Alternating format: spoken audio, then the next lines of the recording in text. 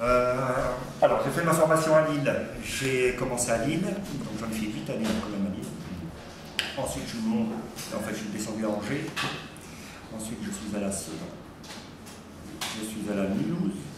Je suis allé au Red Star. Et j'ai fini à Istres.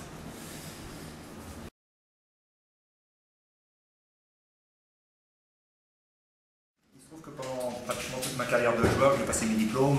J'ai toujours été attiré par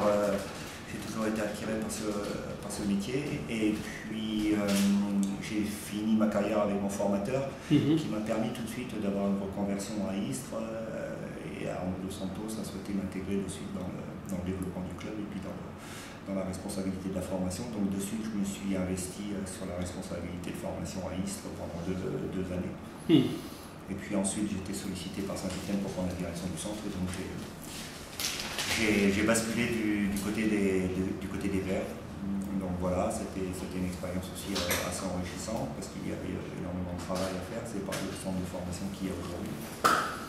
Et voilà, je me suis investi aussi un peu à tous les niveaux, au niveau de la préfo, au niveau de la formation.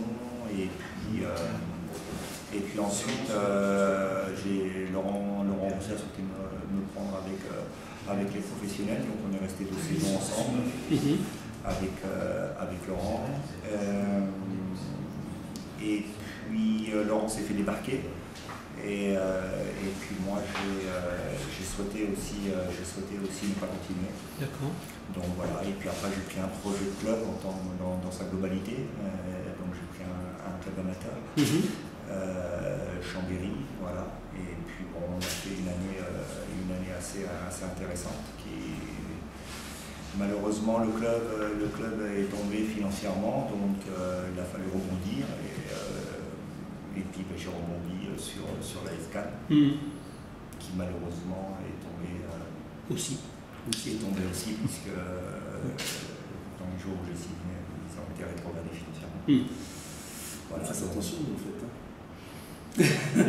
J'allais le dire, tu prends contact avec Le Mans par exemple. Ça donnait quoi, non avis favorable du CLOSF, a priori, la Fédé qui décide. Voilà, comme Cannes. Donc voilà, et puis ensuite, d'un commun accord à Noël, donc on s'est séparé avec Cannes.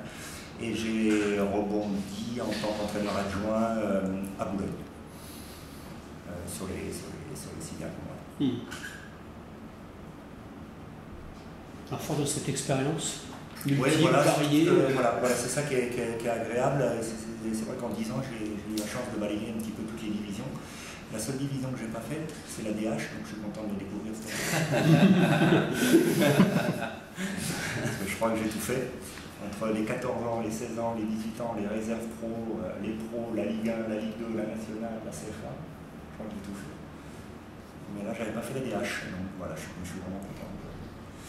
Non, mais voilà, donc là, clairement, vos attributions, c'est responsable du centre de formation et entraîneur de l'équipe. Et voilà.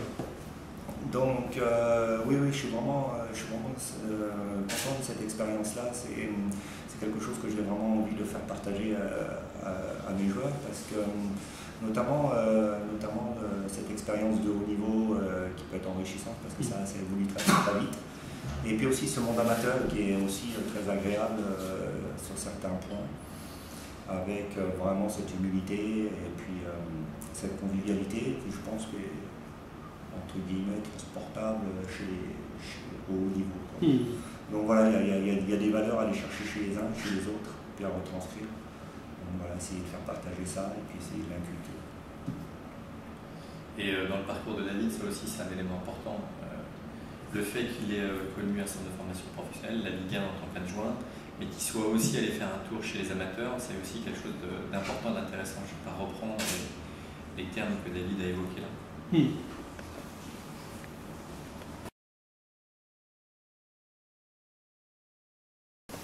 Oui.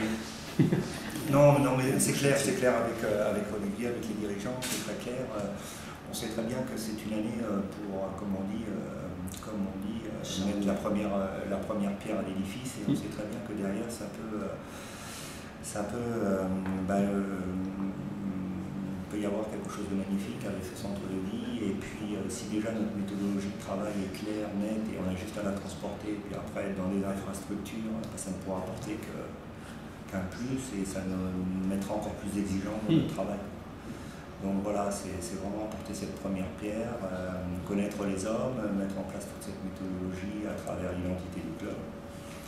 Et puis ensuite transporter ça dans un lieu de vie commun, et puis ça permettrait au club de changer complètement de dimension.